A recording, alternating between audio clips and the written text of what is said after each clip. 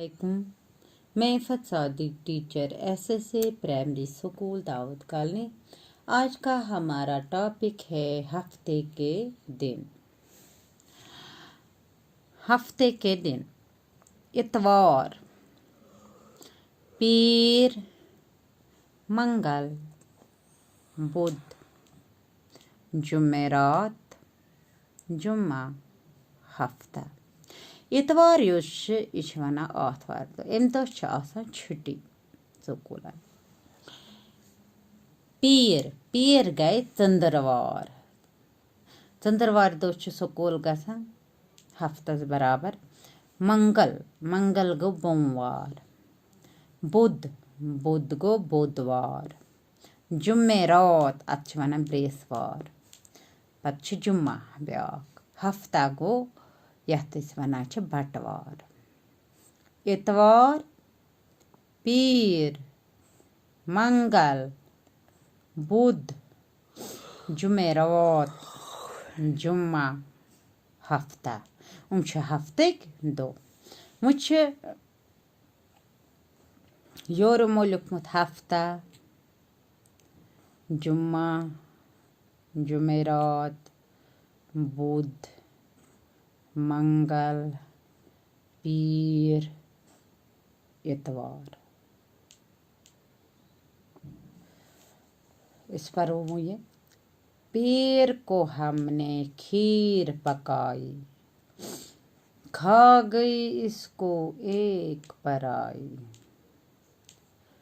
पीर को हमने खीर पकाई। चंद्रवार दो हसा बनो अस खीर तो खा गई इसको एक पराई ने इसको खा लिया। मंगल के दिन मछली आई। बोमवार दो मछली यानी कि गाड कत मजदार गसान रना इंसान बड़ खुशकुन तरीकस मज सा खुशी इम दो गाड रना अत वना उर्दू पट मछली। ले गई इसको घर की बाई। इन्हीं घर बाई को मछली। बुध के दिन जब खिचड़ी पकाई यानी कि बुधवार दो ये खेचर बन।